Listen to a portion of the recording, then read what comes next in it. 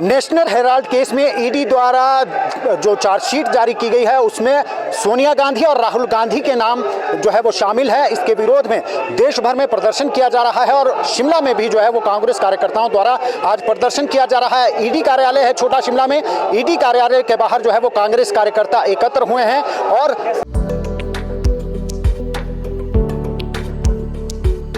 गांव के विकास से निकल रही आत्मनिर्भर हिमाचल की राह। किसानों के उत्थान के लिए प्रतिबद्धता से मुख्यमंत्री ठाकुर सुखविंदर सिंह सुक्खू कर रहे प्रयास। हिमाचल प्रदेश फसल विविधीकरण संवर्धन परियोजना से वित्त वर्ष 2025-26 में 154 करोड़ रुपए से किया जाएगा किसानों का कल्याण। किसानों के खेतों तक पानी पहुंचाने के लिए सिंचाई योजनाओं का किया जाएगा निर्माण। कृषि यंत्रीकरण योजना के तहत किए जाएंगे 10 करोड़ रुपए खर्च। परियोजना क्षेत्र के लाभार्थियों के लिए 1500 प्रशिक्षण शिविर और 4000 डेमोन्स्ट्रेशन की जाएंगी आयोजित। 2400 डेमोन्स्ट्रेशन से पौष्टिक अनाज के बारे में दी जाएगी जानकारी। मुख्यमंत्री खेत संरक्षण योजना के तहत सोलर फेंसिंग, जालीदार और कांटेदार बाड़बंदी से किसानों को दिया जाएगा लाभ। बता रही किसानों के चेहरे की मुस्कान, आत्मनिर्भर हो रहे हिमाचल के किसान। सूचना एवं जनसंपर्क विभाग हिमाचल प्रदेश सरकार द्वारा जनहित में जारी। जो ईडी द्वारा चार्जशीट दाखिल की गई है जिसमें सोनिया गांधी और राहुल गांधी का नाम लिया गया है, उसके विरोध में ये प्रदर्शन किया जा रहा है। तस्वीरें आप देख सकते हैं, कांग्रेस कार्यकर्ता ईडी मुख्यालय के बाहर पहुंचे हैं जो छोटा शिमला में स्थित है और प्रदर्शन यहां पर किया जा रहा है। खुद मुख्यमंत्री इस प्रदर्शन में शामिल है। मुख्यमंत्री सुखविंदर सिंह सुक्खू जो है वो प्रदर्शन में आज शामिल है। उनके साथ कांग्रेस प्रदेशाध्यक्षा भी जो है वो भी यहाँ पर है। मुख्यमंत्री धरने में शामिल हुए। तस्वीरों में आप देख सकते हैं मुख्यमंत्री सुखविंदर सिंह सुक्खू और कांग्रेस प्रदेशाध्यक्षा प्रतिभा सिंह जो है वो इस धरने को लीड कर रहे हैं। कांग्रेस कार्यकर्ता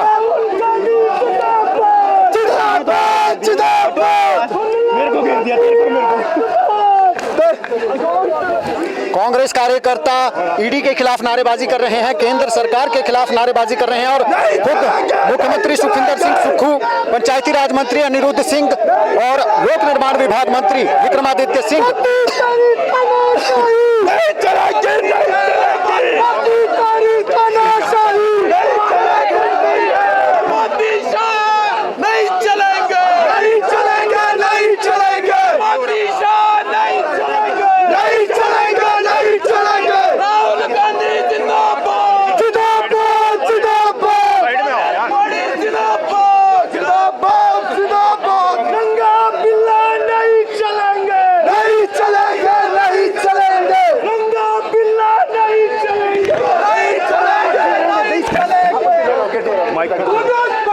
आवाज यहाँ पर उठी है उसको हमने बुलंद करना है। और जो आप जानते हैं एक तानाशाह सरकार, केंद्र की सरकार चल रही है और उनके द्वारा बार बार ये गांधी परिवार को तंग करने की बात करते हैं।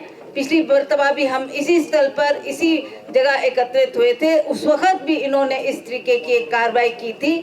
आज फिर से हमने अखबारों की तरफ से और हमें सोशल मीडिया की तरफ से ये जानकारी मिली है कि इस तरीके से इन्होंने सोनिया जी का और राहुल जी का नाम लेकर उसे दोबारा चार्जशीट करने की बात की है। उसकी हम भरसक निंदा करते हैं और हम आपको कहना चाहते हैं कि हम बार जो हिटलर की चाल चलेगा वो हिटलर की मौत मरेगा। सुन ले मोदी बात एक, जो हिटलर की चाल चलेगा वो हिटलर की मौत मरेगा।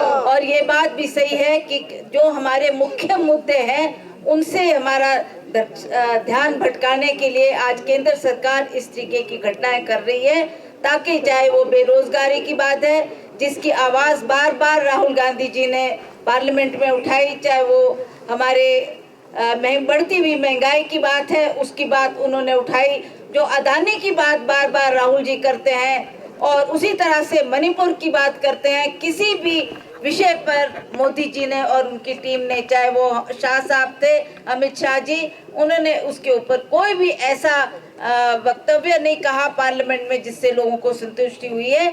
इसलिए ताकि वो लोगों का ध्यान भटकाया जाए, इसलिए वो बार बार इस तरीके से हमारे कांग्रेस पार्टी के ऊपर प्रहार कर रहे हैं, हमारे नेतागण को उसमें शामिल करने का प्रयास कर रहे हैं। पर आपको ये मैं बताना चाहती हूँ कि हम एकजुट होकर केंद्र से लेकर जितने भी हमारी अन्य राज्यों में भी कांग्रेस के लोग हैं, हमने एकजुट होकर इस लड़ाई को लड़ना है। और लोग आज ईडी दफ्तर के बाहर इकट्ठे हुए हैं।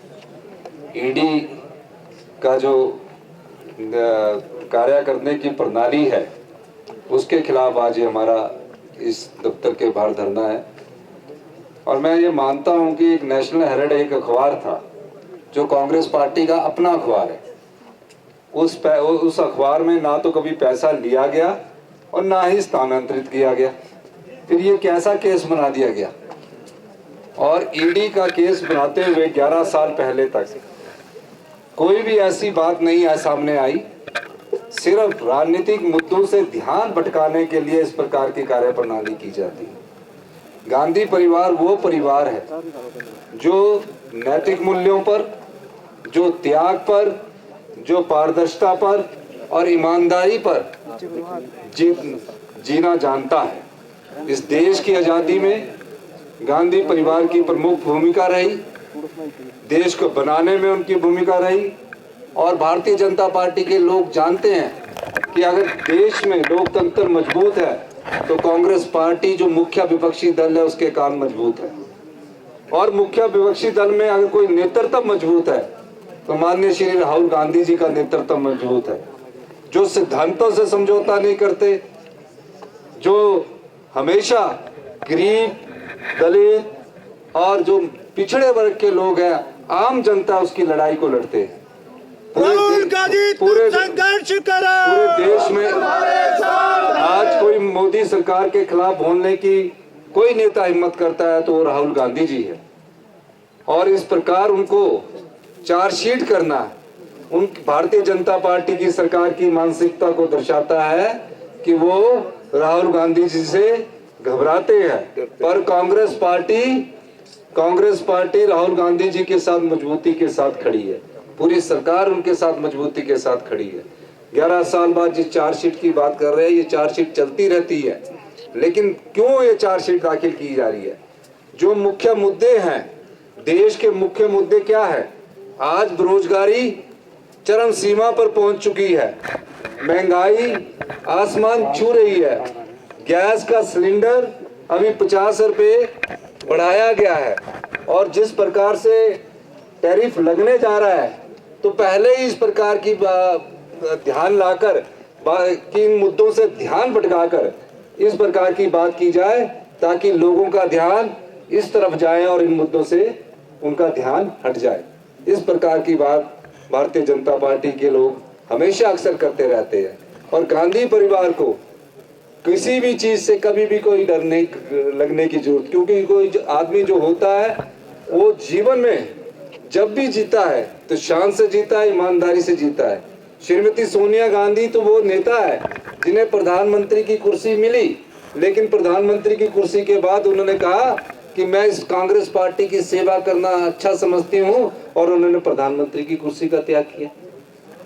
और ये जो नेशनल हेराल्ड है जिसके खिलाफ चार्जशीट हुई है, ये कोई केस ही नहीं है, सिर्फ ध्यान भटकाने के लिए इस प्रकार की चार्जशीट की गई है। हिमाचल प्रदेश कांग्रेस कमेटी और हिमाचल प्रदेश की सरकार इसका विरोध करती है। और हम जानते हैं कि इन मुद्दों से कुछ नहीं होगा। हम ये भी जानते हैं कि जनता सब समझती है। जो भी लोकतंत्र को कमजोर करने की कोशिश करता है उसमें सबसे पहले क्या देखा जाता है कि मुख्य विपक्षी पार्टी कौन सी है। आज पूरे हिंदुस्तान में प्रिंसिपल ऑपोजिशन पार्टी कोई पार्टी है तो वो कांग्रेस पार्टी है। उस पार्टी का नेतृत्व अगर कांग्रेस को एकजुट करने में कोई कर रहा है तो श्रीमती सोनिया गांधी जी और राहुल गांधी जी कर रहे हैं। इसलिए किसी ना किसी तरह कानून दिखाकर, कानून का गलत इस्तेमाल करके जनता का ध्यान भटकाया जाए, ये हम इस संदर्भ में वो इस प्रकार की वारदातें करते रहते हैं। तो हम सब लोगों को, कांग्रेस पार्टी के सब लोग एकजुटता के साथ उनके पीछे खड़े हैं। और आज ईडी ऑफिस के बाहर हमारा धरने देने का मकसद ये है कि जो ईडी ऑफिस है इसमें कोई कानून और दलील नहीं चलती है। जहां मर्जी आ जाते हैं, जहां मर्जी छापा मार देते हैं, जहां मर्जी आकर FIR दर्ज कर देते हैं और 10-12 साल बाद फिर कह देते हैं कि आपकी अब चार्जशीट आ गई है। 10-12 साल तक उनको कुछ नहीं मिला इस ईडी की कार्रवाई में। अब अचानक, क्योंकि जब जनता भड़कने वाली है तो इस प्रकार का ध्यान भटकाने की ये भारतीय जनता पार्टी की एक सोची समझी रणनीति है। कांग्रेस पार्टी इसका विरोध करती है। मैं सभी पत्रकार बंधुओं का, कांग्रेस के कार्यकर्ताओं का और कांग्रेस के नेता जो यहाँ आए हुए सबका धन्यवाद करता हूँ। जय हिंद।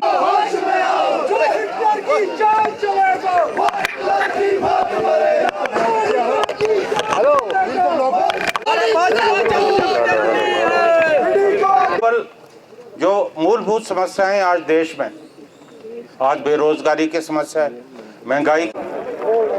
भारतीय जनता पार्टी की सरकार जिस राजनीतिक हथकंडे का प्रयोग कर रही है वो अच्छा नहीं है। कांग्रेस पार्टी मुख्य विपक्षी दल है। पूरे हिंदुस्तान में Congress party principal opposition party के रूप में जानी जाती है। उस पार्टी का नेतृत्व मजबूती से राहुल गांधी जी के द्वारा किया जा रहा है, खड़गे जी द्वारा किया जा रहा है। श्रीमती सोनिया गांधी उसकी मार्गदर्शक है।